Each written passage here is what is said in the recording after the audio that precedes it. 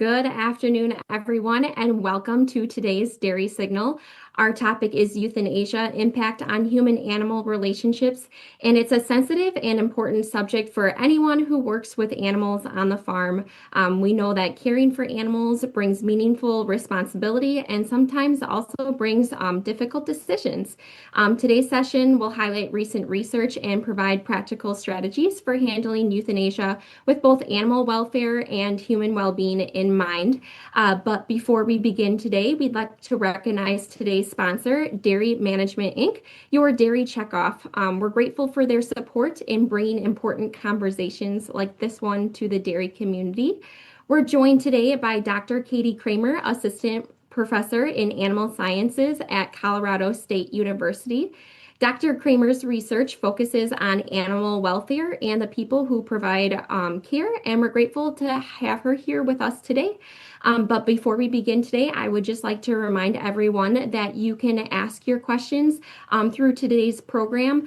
Just click the bottom right-hand corner with the three dots. You can type in your name and question, and we will try to get those answered here today. And with that, Dr. Kramer, I will have you take it away.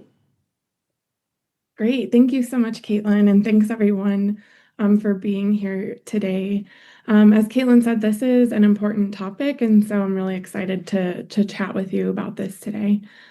So I just first want to give a shout out to our wonderful team here. I'm not going to say everyone's name because there's a lot of us, but we have a lot of different perspectives and areas of expertise. So we've got veterinary medicine, psychology, epidemiology, statistics, animal welfare, dairy management.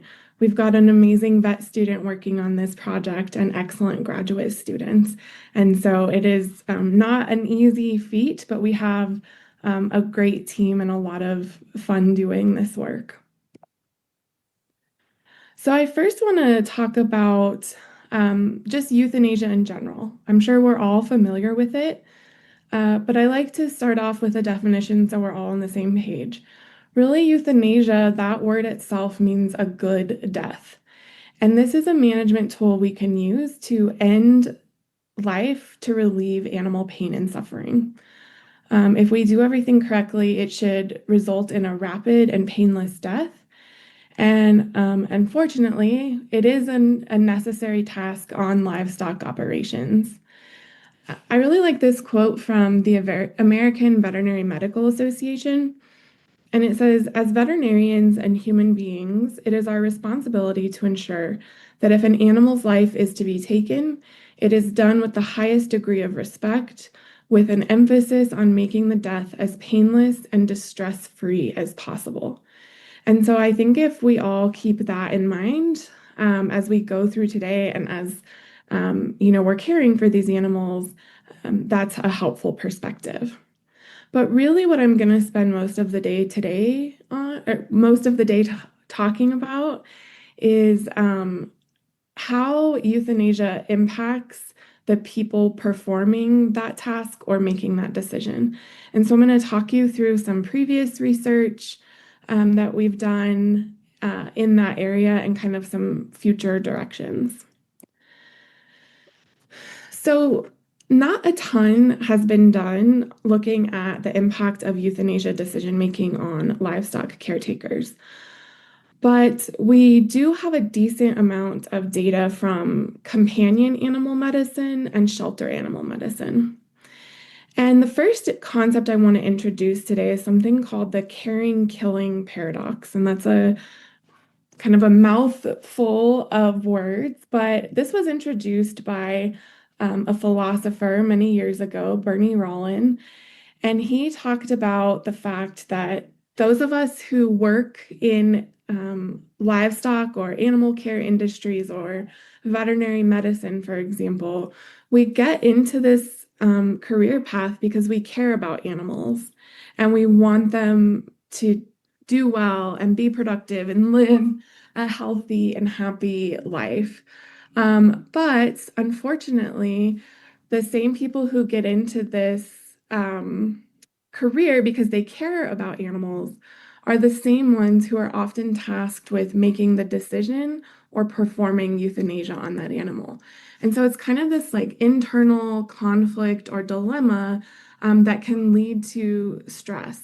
And we certainly see that in these previous studies from companion animal and shelter medicine. So, places with higher rates of euthanasia, there's more employee burnout and dissatisfaction. There's increased psychological distress and suicide risk. There's feelings of guilt and regret, more negative feelings towards self, and more symptoms of traumatic stress. And so, certainly, this is a really important topic from a human well-being standpoint. When it comes to how euthanasia affects our livestock caretakers, there is some data, but it's a little bit more limited. We know that our caretakers have a desire to limit animal suffering, but they also report a wide range of emotional distress levels associated with euthanasia. There's also, in our ag caretaker population, a limited awareness of job-related risks, and that includes mental health risks. We also know that inconsistent training or lack of euthanasia protocols can affect the timeliness in which we make those decisions. And so I like to think of euthanasia decisions as a wicked problem. Some of you might have heard this, but wicked problems just mean a really complex issue because there's not a single definition or solution. There's lots of different perspectives of the problem, and the constraints or challenges of that problem change over time. And I think it's helpful for us to think of euthanasia in these terms because I think it helps drive home the point of just how complex these decisions and this process can be. But what happens when we don't get it right? When we wait too long to make that decision, or we don't euthanize that animal who might need it? We have greatly reduced animal welfare, reduced caretaker well-being, and reduced economic viability of the industry as a whole. And so one statistic that we can use to determine how we're doing with making euthanasia decisions is actually looking at unassisted deaths. And unassisted death means that that animal died without human intervention, i.e., the animal died on its own, we didn't euthanize it. And when we look at national data from the USDA, almost all calf deaths, were unassisted, and 60% of cow deaths were unassisted. So most cow and calf deaths were not the result of euthanasia. And so this prevalence of a high number of animals having unassisted deaths suggests that there's a substantial number of dairy cows and calves that are potentially in pain and discomfort in the final stage of their lives in dairy operations. I think we can also look at cattle condition at slaughter. And so this is, talking about fitness for transport, but fitness for transport and euthanasia decisions go hand in hand. And when we look at the condition of calves arriving at slaughter, these were bob veal calves, 96% had at least one illness, 82% had at least two illnesses. When we look at market cows in the US, 23% of animals arriving at plants, and this was dairy cattle specifically, were too thin, and nearly 80% had at least one defect. In Canada, a study at sale barns showed that 30% of cows at the sale barn were not fit. And so there is this large proportion of animals that we are potentially not euthanizing and instead electing to ship to slaughter. And I should say in cases where euthanasia is warranted. And so despite numerous training programs and industry resources, data shows that euthanasia is often delayed or foregone, even when it's necessary. And if we take a step back and think, okay, if we're talking about euthanasia, what do we want to achieve? We want to make sure we're doing it in a timely manner, that we perform it correctly, and that we're doing so to minimize pain and suffering of those animals. But from the caretaker's perspective, we want to make sure they have the resources and skills to make timely decisions and perform euthanasia correctly. And overall, we want to reduce their work-related stress. And so we really wanted to better understand caretakers' perspectives about euthanasia. And so we did some focus groups on large dairies here in Colorado. So we got caretakers together in a room and we asked them a series of questions related to euthanasia. And we wanted to understand their perspectives about training programs, what support networks they had, and potential strategies for improving euthanasia training and support programs. So we had those focus groups, we recorded those conversations and we transcribed them. And then we did something called thematic analysis, which just means there's a very systematic way you read through that data and you identify the common themes. And we identified 7 themes that people discussed when being asked questions about euthanasia. And they were euthanasia training and occupational safety and health programs, the physical work and social environment that the caretakers were part of, euthanasia, the physical process itself, animal welfare and the human-animal bonds. And it's interesting, those 2 themes, animal welfare and the human-animal bonds, were actually separate at first. But what we found is that those 2 concepts were so closely related to each other that we couldn't separate it out. So when people talked about animal welfare, they talked about the bond they have with those animals. And also the language used, whether it was technical or more lay terms. And I'm not going to go through all of these themes, but I am just going to touch on a few. So for euthanasia training and occupational safety and health, euthanasia training for all employees was seen as a need. And they always expressed a desire for more training opportunities and more opportunities to learn and discuss this. But there was a lack of awareness of available occupational safety and health programs or mental health resources. And there was also very little communication, if any, regarding euthanasia-related stress. For euthanasia and making that decision itself, here's one quote from a participant. And the hard decision is that, making the decision to kill her. Do I sell her tomorrow to meat for meat or do I kill her today? That's the decision that's also difficult because you are like, do I wait until tomorrow or is she going to suffer overnight? So you can see a little bit of that kind of conflict coming in that we talked about, and people really trying to decide and weigh a bunch of different factors when trying to decide to euthanize the animal. The next was social environment. So a lot of people talked about how they brought stress home from work, right? And that's not any different than many of us. A lot of us probably bring stress home from work. So many folks reported relying on a spouse or a family for support. And so this quote is just talking about someone saying how he went home and he kind of was reflecting on the decision, thinking if it was right or wrong, and talking about it with his wife.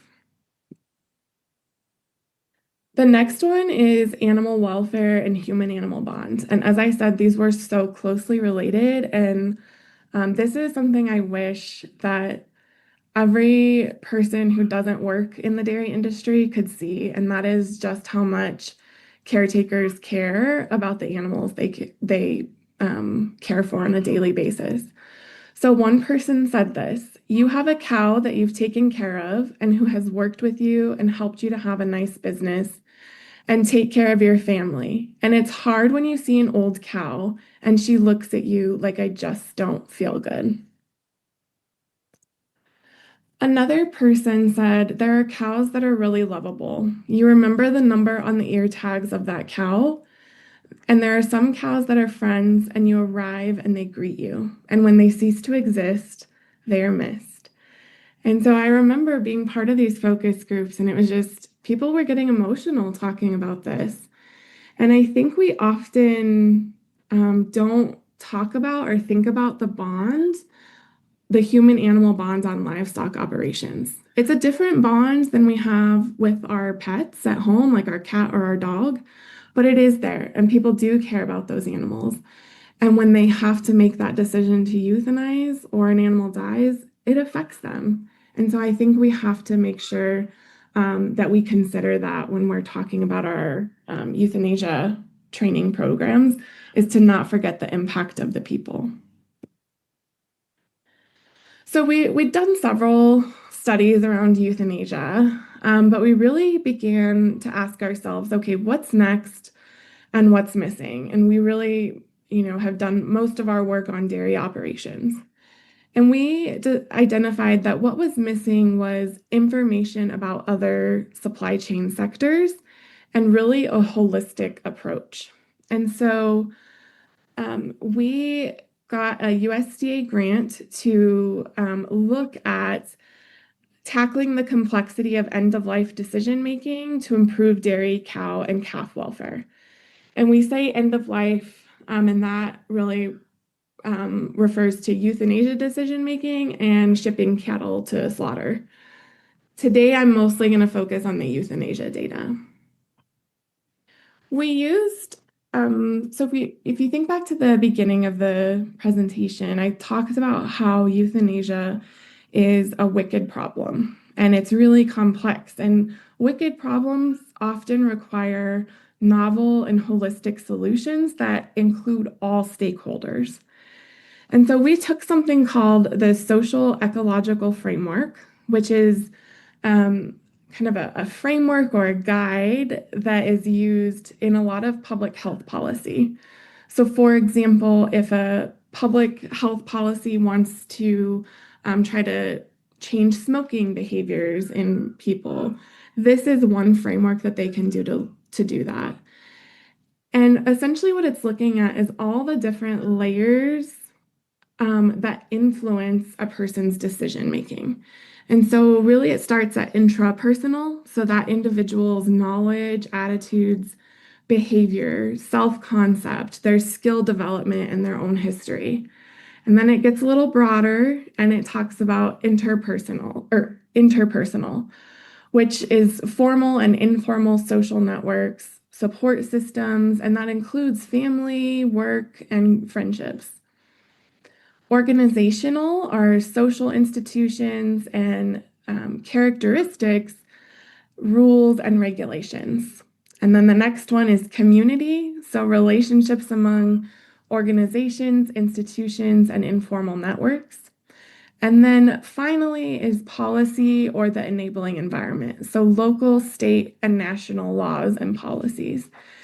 And really, this framework allowed us to look at all the different ways that people, or excuse me, to look at all the different factors that could influence an individual's decision to euthanize an animal, because we know it's not always as straightforward as we would like it to be. So this project has 3 phases, and we've finished phases 1 and 2. So phase 1 was surveys, and we really wanted to expand this project and look at it throughout the dairy supply chain. So we did dairies, calf ranches, sale barns, and slaughter plants. So really looking at that entire supply chain and euthanasia and fitness for transport decisions in that. So the first was surveys. So our amazing research associate, Brianna McBride, she went and conducted in-person surveys at lots of different operations in the US.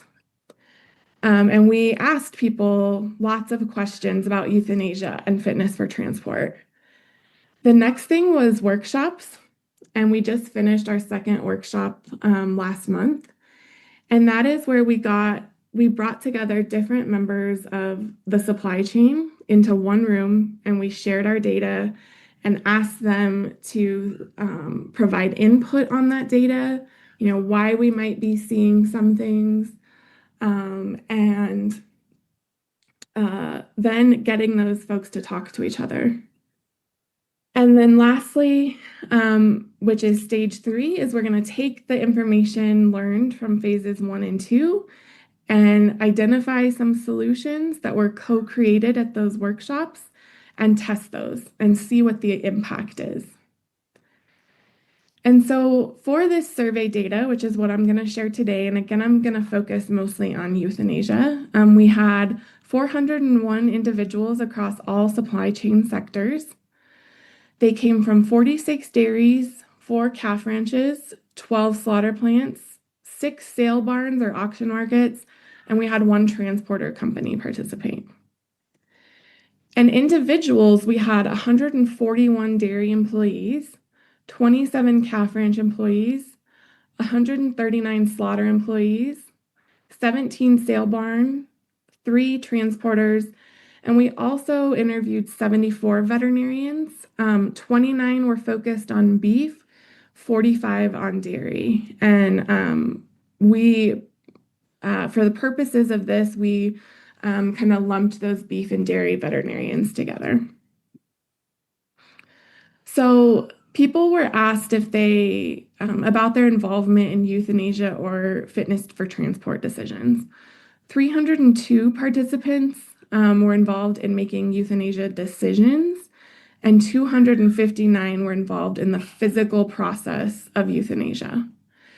And so if a person didn't perform euthanasia, or if they weren't involved in those decisions, they didn't get euthanasia questions.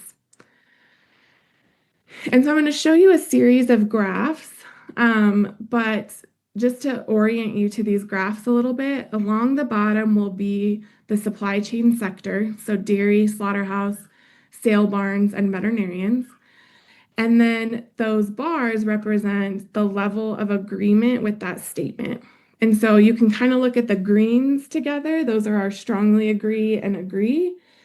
And you can kind of look at the orangish and reds together, the disagree and strongly disagree.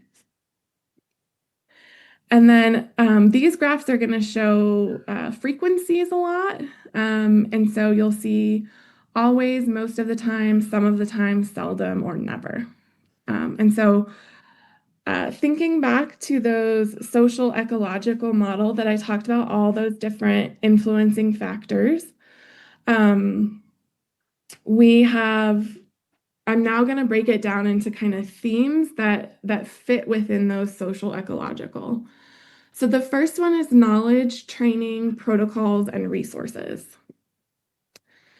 For the statement, euthanasia is a necessary part of livestock operations. Nearly all participants, regardless of role or sector, agreed with this statement. And again, nearly all respondents, regardless of role or sector, agreed with these statements. It's my responsibility to ensure that cows and calves do not experience pain and suffering, and I am responsible for the cow or the calf when it is under my care. And so really what we've seen is on operations that participated in this study, they've really created a culture of caring for animals. This question, it does have to do with fitness for transport, but euthanasia certainly plays into it. So the statement was, shipping a cow to slaughter is the best option when it is sick or injured with little to no chance of recovery. And so you can see on dairy operations, about half of those folks agreed with that, about half on slaughter plants, about a third at sale barns agreed with that statement, and a little under half of veterinarians agreed with that statement. When we broke it down further on dairy operations, the same question, we just now broke it out by role. So employees, about 32% of them agreed that shipping a cow to slaughter is the best option. Um, a little over 50% of managers or supervisors agreed it was, and almost three-quarters of owners agreed that shipping a cow to slaughter is the best option when it's sick or injured with little to no chance of recovery. And so here we're definitely seeing different perspectives depending on their role on the dairy. Now I'll share some data related to personal beliefs and feelings. This question was, my cultural and/or religious beliefs make it difficult to euthanize cows or calves. When we asked veterinarians, they all disagreed with this statement. So their cultural or religious beliefs didn't make it difficult. Almost all sale barn respondents disagreed with this statement.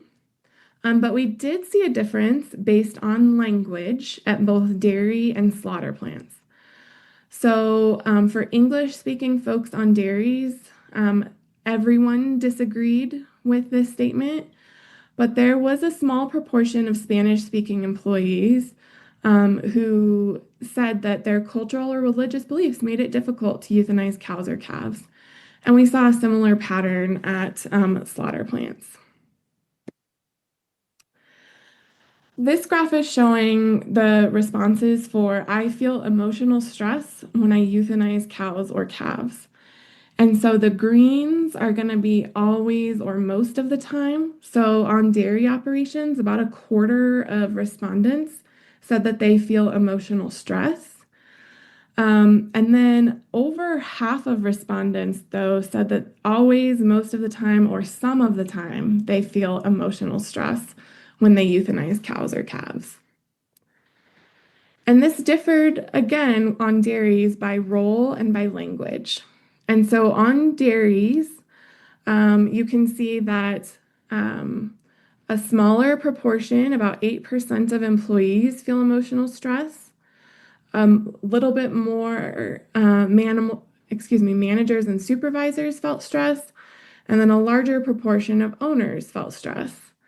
And then more English speakers identified feeling stress always or most of the time compared to Spanish speakers. This graph is showing the responses to the questions, euthanizing cows or calves is a failure.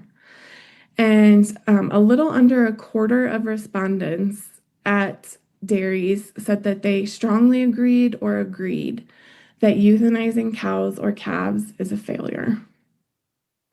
You can see that no one at sale barns felt it was a failure, and a small proportion of veterinarians agreed that euthanizing cows or calves is a failure. So now I'll show some data related to questions about knowledge, training, protocols, and resources. This was on dairies, and we found a difference by role. So the statement was, my company provides euthanasia training. Over 90% of employees said yes. Over 90% of managers or supervisors said yes. And a little over half of owners said yes. Policies, regulations, and guidelines. So this is talking, this statement was, educational programs help me make timely end-of-life decisions for cows and calves.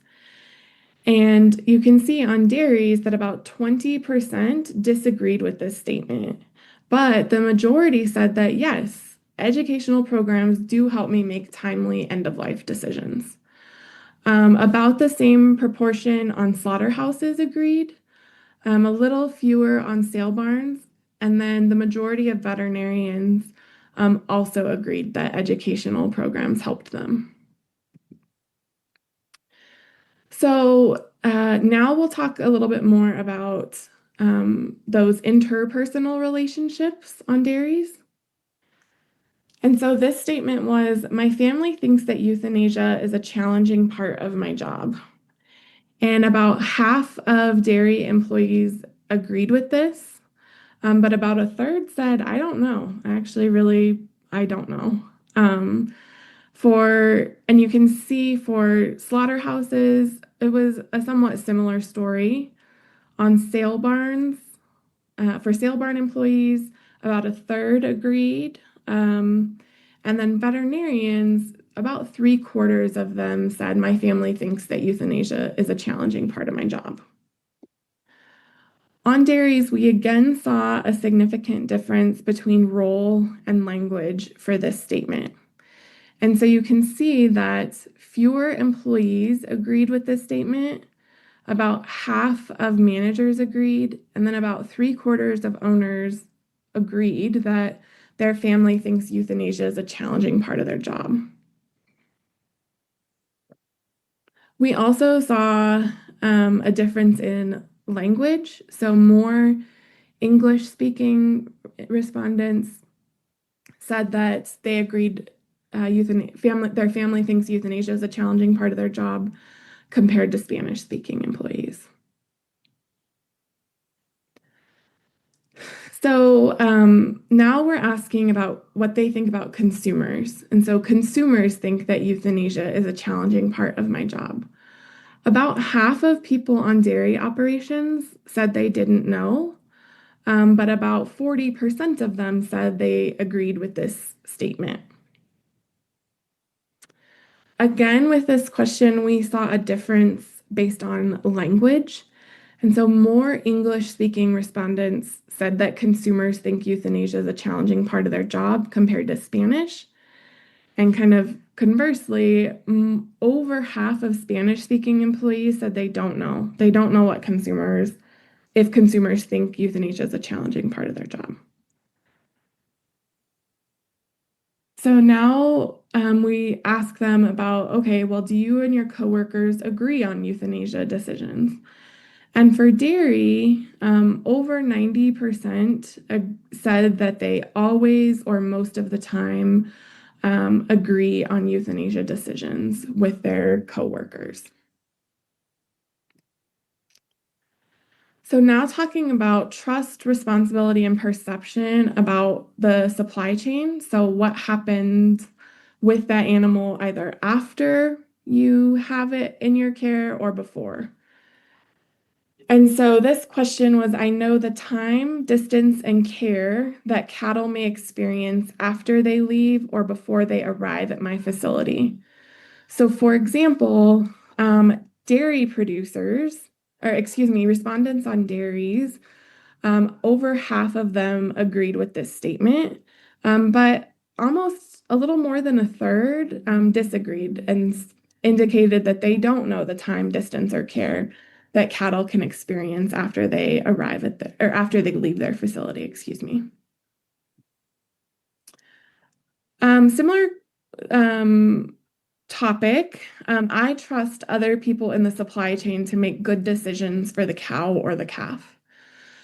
Three-quarters of dairy respondents said always or most of the time, but about a fourth said some of the time or seldom of the time, or I don't know. And so I think this is important too, and we'll talk a little bit more about this, but I think it's really an opportunity for us to increase communication throughout the supply chain. Now talking about economic or incentives. So I feel financial stress when I euthanize cows or calves. So on dairies, again, we saw a difference based on role or language. So fewer employees said they feel financial stress always or most of the time compared to managers, and more owners said that they feel financial stress when they euthanize cows or calves compared to employees and managers. And then more English-speaking respondents indicated feeling financial stress. So sending a cow that is sick or injured with little to no chance of recovery to slaughter is more economically beneficial than euthanizing it. So we asked this question earlier in the presentation. If you recall, I shared that information. There was wide variation, but this is talking specifically about the economics of it. And so this is saying uh, about a quarter of dairy respondents said always or most of the time. And again, we saw a difference here based on role. So seeing more of those owners really, I guess, feeling or reporting that economic impact compared to employees or managers. We next asked if their company delays euthanasia due to financial reasons. And over 80% of people on dairy said never. But there is a small proportion that reported most of the time, some of the time, or seldomly, that euthanasia was delayed due to financial reasons. So now this is a little bit the opposite of that. My company penalizes euthanasia decisions that are made too early. And so over 80% of folks on dairy said no, 9% said I don't know. But again, there is this small proportion, about 11%, that said their company did penalize euthanasia decisions made too early. Similar question, just asking about it being too late. So about half of dairy respondents said yes, and the other half said no. And so I just want to share some of our next steps. So as I mentioned, we completed those 2 workshops where we got folks from all different supply chain sectors together. And it was really, really cool to see dairy producers talking with people who work at slaughter plants and talking with veterinarians. And I think the biggest take home that we saw is that folks wanted more opportunities to do that. They wanted more opportunities to sit down and talk with people from other areas of the supply chain and learn from them and share challenges. And one person said, like, it's really hard to point fingers at each other when you're sitting in the same room. And so I didn't know that people in other supply chain sectors were having XYZ challenges. And so I think that was a huge learning opportunity, and it was a really, really cool thing for us to see. And I think that's something that really the industry seems to want more of. And we asked those folks at that workshop to co-create some solutions. And so we're going to take some of those solutions that they developed to address timely euthanasia or fitness for transport decisions. And we're going to spend the next year and a half testing those projects to see if they work. We have money to test a few of them. So just to kind of summarize everything that we've talked about today, many operations have created a culture of care about animals. We also know, though, that there's still opportunities to improve euthanasia decisions. Large proportions of respondents reported feeling emotional stress when euthanizing animals. And things like culture, religious beliefs, and the human-animal bond can influence decisions. We also, as I mentioned, I think there's a hunger from the industry to have more opportunities to learn from other supply chain sectors. And I think that the final thing I'll say that I think is probably the most important is that if we ignore that human-animal bond or the difficulty that folks experience when they have to make decisions to euthanize or perform euthanasia, we're not only doing a disservice to the animal, but we're doing a disservice to our employees as well.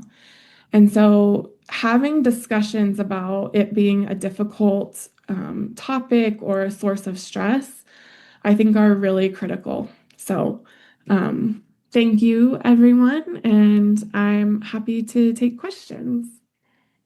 Awesome. Well, thank you, Katie. We really appreciate all your input that you had for us today.